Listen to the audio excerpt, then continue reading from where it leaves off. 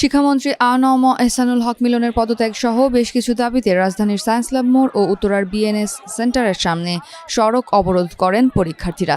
এতে ওই দুই এলাকার যান চলাচল বন্ধ হয়ে যায়। 14 জুলাই সকাল 11:30টার দিকে শিক্ষার্থীরা এসব সড়ক অবরোধ করেন। আন্দোলনকারীদের অভিযোগ, শিক্ষামন্ত্রী দায়িত্ব নেওয়ার পর থেকেই শিক্ষার্থীদের প্রতিপক্ষ হিসেবে দেখছেন। প্রশ্ন কঠিন ও ভুল দেওয়ার অভিযোগ করেন তারা। বৈরী আবহাওয়ার মধ্যে এইচএসসি পরীক্ষা নেওয়ারও তীব্র সমালোচনা করেন শিক্ষার্থীরা। আমরা চাই মিলনের পদত্যাগ হোক, আমরা তার মতো শিক্ষামন্ত্রী চাই না। কজ তিনি আমাদের কোশ্চেন প্যাটার্ন করছে, যেখানে একটা কোশ্চেন প্যাটার্নে 6 থেকে 40% কোশ্চেন ইজি থাকে যাতে আমরা পাস করতে পারি, বাট এমন কিছুই ছিল না। আমরা কোশ্চেন হাতে পাওয়ার পর দেখি আমরা কিছুই পারি না। কজ আমরা বিগত 5 সালের বোর্ড সলভ করছি, টেস্ট পেপার সলভ করছি, কোনো কোশ্চেন আসে নাই ওখান থেকে। তার উপরে 6 আর 7 নাম্বার কোশ্চেন ভুল ছিল। একটা বোর্ড কোশ্চেনে যদি ভুল থাকে তাহলে তিনি কি শিক্ষামন্ত্রী হলো? এরপরে তিনি বুয়েট চুয়েট এইসবের কোশ্চেন দিছে। বোর্ড এক্সামে আমরা কি বিসিএস এর এক্সাম দিতে যাচ্ছি? আমরা বোর্ড এক্সাম দিতে যাচ্ছি। তার উচিত ছিল আমাদের দিকটা বিবেচনা করা। আমাদের মানসিক এবং শারীরিক নির্যাতন করেছে। গত ইংলিশ সেকেন্ড পেপার পরীক্ষা হতে ফিজিক্স ফার্স্ট পেপার পরীক্ষা পর্যন্ত রীতিমতো তিনি আমাদের মানসিক এবং শারীরিক টর্চারের উপরে রেখেছেন। এবং তিনি ক্ষমতা আসার পরও আমাদের রুটিন সম্পর্কে 3টি তথ্য দিয়ে আমাদের বিভ্রান্ত করেছেন। তিনি ক্ষমতা আসার পরপরই তিনি আমাদের জানান কি জুলাই 17 তারিখ থেকে পরীক্ষা হবে এইচএসসি পরীক্ষা। তারপর আমরা জানতে পারি কি জুনের 7 তারিখে সেটি নেওয়া হয় এবং জুনের 7 তারিখ থেকে পরে সেটি আবার জুলাইয়ের 2 তারিখে নেওয়া হয়। রীতিমতো বিভ্রান্তিকর তথ্য দিয়েছেন তিনি আমাদের।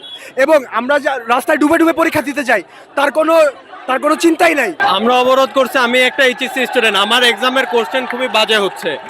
আমরা 10 বছরে যে বোর্ডে যেরকম কোশ্চেন সিমিলারের মধ্যে কোনো টাইপের মধ্যে আমাদের কোশ্চেনগুলো পড়তেছে না। সে কারিকুলাম স্ট্যান্ডার্ড না করে সে প্রশ্ন স্ট্যান্ডার্ড করতেছে, বাজে পরিমাণে কোশ্চেন করতেছে। আমরা যদি জিনিসগুলো নাই শিখে আসি, আমরা কী হিসাবে এই কোশ্চেনগুলোতে পরীক্ষা দিব বা কিভাবে বুঝে পরীক্ষা দিব? প্রত্যেকটা শিক্ষার্থী এখানে ঝরে পড়তেছে। কালকে কতজন শিক্ষার্থী পরীক্ষা দিতে পারে নাই? আমাদের ফেসবুকের ধারণা অনুযায়ী জানা গেছে 19,000-এর মতো শিক্ষার্থী পরীক্ষা দিতে পারে নাই। এ সময় শিক্ষামন্ত্রীর পদত্যাগ, দেশের বিভিন্ন এলাকায় চলমান দুর্যোগের প্রাদুর্ভাব পুরোপুরি শেষ না হওয়া পর্যন্ত এইচএসসি ও সমমানের পরীক্ষা স্থগিত রাখা সহ বেশ কিছু দাবি তুলে ধরেন আন্দোলনকারীরা।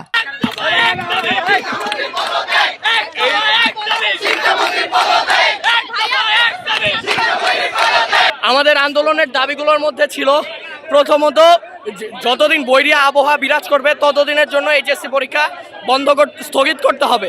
দ্বিতীয় দাবি হচ্ছে, গতকালকে ফিজিক্স এবং অ্যাকাউন্টিংয়ের মতো 2টা গুরুত্বপূর্ণ পরীক্ষা অনুষ্ঠিত হয়েছে। অনেকেই এই গুরুত্বপূর্ণ পরীক্ষা অ্যাটেন্ড করতে পারেনি। যারা অনুপস্থিত ছিল তাদেরকে এক্সাম দেওয়ার সুযোগ করে দিতে হবে।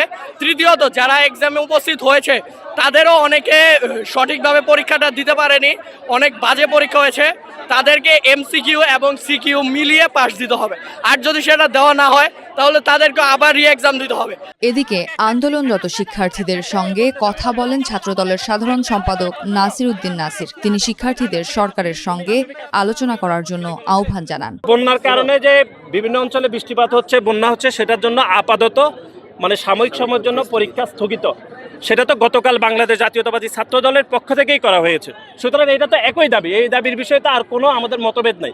এর বাইরে ওনারা 2-1টা বিষয় বলেছে, সেগুলো তো একটা টেকনিক্যাল বিষয়, যে কোশ্চেন সহজ হচ্ছে নাকি কঠিন হচ্ছে, এগুলো তো আর আমরা এখানে জাজমেন্ট করতে পারবো না। এগুলো হচ্ছে যারা এক্সপার্ট, শিক্ষক, বোর্ডের চেয়ারম্যান, ওনারা ঠিক করবেন। ওনাদের যদি কোনো যুক্তি থাকে সেটা বসে আলাপ করে সিদ্ধান্ত নেবে যে কি করবে। আর গতকাল আপনারা দেখেছেন যে ফিজিক্স পরীক্ষাতে যে 2টি কোশ্চেনের বিষয়ে সমস্যা হয়েছে, ইতিমধ্যে মন্ত্রণালয় থেকে আন্তঃবোর্ড থেকে এটির বিষয়ে বিবৃতি দেওয়া হয়েছে। আমি মনে করি ওটা ওইখানে সমাধান হয়েছে। এর বাইরে যদি কোনো যুক্তি থাকে সেটি আমি মনে করি আলাপ আলোচনার মাধ্যমে সমাধান হবে। এখানে কোনো বাড়তি কোনো জটিলতা নেই। এছাড়া চট্টগ্রামে শিক্ষামন্ত্রীর পদত্যাগ সহ 3 দফা দাবিতে শিক্ষা বোর্ডের সামনে সড়ক অবরোধ করে বিক্ষোভ করেছে বিভিন্ন কলেজের শিক্ষার্থীরা।